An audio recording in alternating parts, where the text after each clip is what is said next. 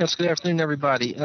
James, since you're going to be coming in representing boxing against UFC, and because you're taking on one of the more popular fighters in UFC history, you may come into this as sort of the bad guy. Are you at all worried about that, or is that something you seek out? At all. I've been back out of my life, so this ain't nothing new for me. So I can't wait. They boo me. I love it. Turn me on. Have you ever have you been booed a lot in any of your boxing matches in the past? Or is there any particular experience you can remember like that? Oh, every time. It doesn't matter because I'm always got. I'm cocky. I'm bashful. I'm braggadocious. I do everybody don't like, so they boo me. So, but you know what? You can't beat me. It's like I said, this ain't nothing new to me. I'm not uncharted waters. They boo me against Holyfield. Can't peace. It doesn't matter. All right, and Randy, when you hear Jen introduce this as UFC versus boxing, determining once for all which is better in the octagon, do you feel like that adds any pressure to this fight? No, there's no pressure. I don't think there's anything riding on this for the sport. It's still a mixed martial arts competition. Boxing is a great sport. I've enjoyed boxing my whole life, but this is still the octagon and still MMA. There's cage tactics, there's ground fighting, there's a lot of things that don't happen in boxing that are going to happen in the cage. All right, thanks, guys. Best of luck to both of you. Thank you. And we'll go next to Franklin McNeil, ESPN.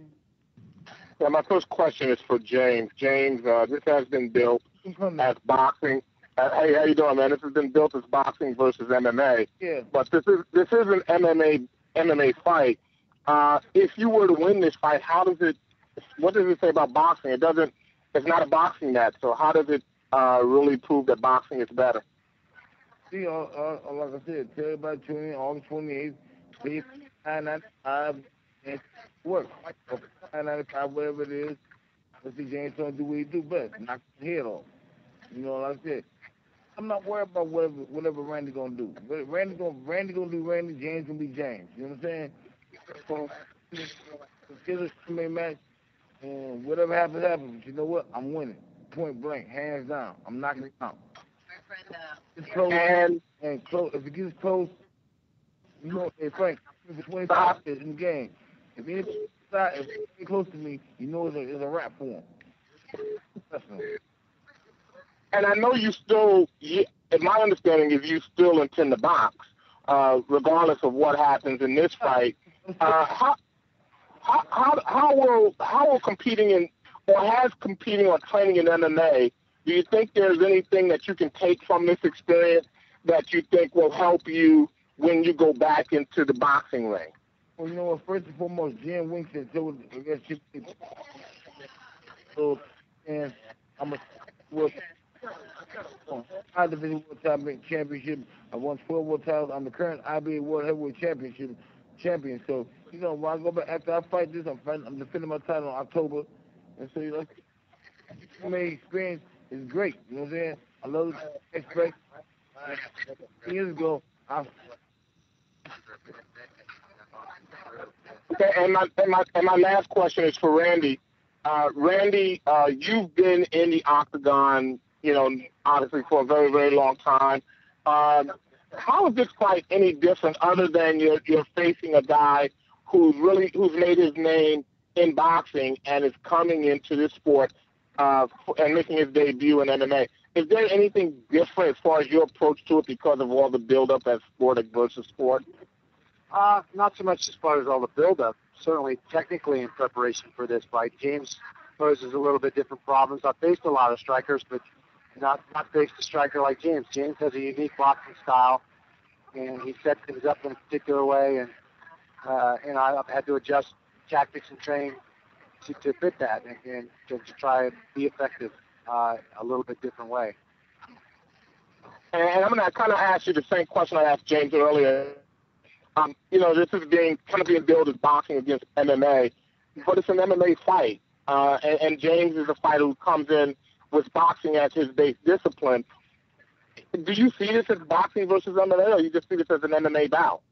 Well, it really kind of depends on James. It's a mixed martial arts bout, in my mind, certainly. The question is, what other skill sets and what other things is James going to be able to learn and try to execute in this fight? And that's going to determine how much it's just boxing versus MMA. Or, I mean, obviously the rules of engagement for me are purely MMA. So, it'll be interesting to see what other things James has developed specifically for this fight. Okay, thanks, guys. Thanks to both of you. You bet. Thanks, Franklin. Okay, guys. And we'll go next to Mark Daniels, Boston Herald. Thank you. Randy, as everyone keeps saying, this MMA versus boxing, and obviously you're a pioneer of the sport. What is your thoughts on to represent the MMA side of things and welcome a boxer like James into the sport? I've been representing mixed martial arts in a lot of venues for a long time. Back when the sport was being banned all over and most people didn't understand who we were or what we did. Coming from an Olympic sports background as a bona fide, world-class athlete, I ended up representing this sport a lot. And this is, it's an honor for me to be considered for this fight and to, kind of carry the mixed martial arts mantle. And did you bring any boxers in to work with? I've got a whole plethora of boxers that I've been working with. They've been very gracious, giving me a lot of time and a lot of energy over the last 10 weeks. Thanks, Randy. And for Mr. Toney, James, now how has the transition been with you, working on the ground game, the kicks, and the smaller gloves? I have fun with it. I'm enjoying it. I've had a lot of great help over the last 9 months in preparing for the transition.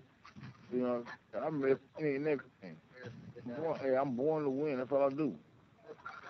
Awesome. Thank you, guys.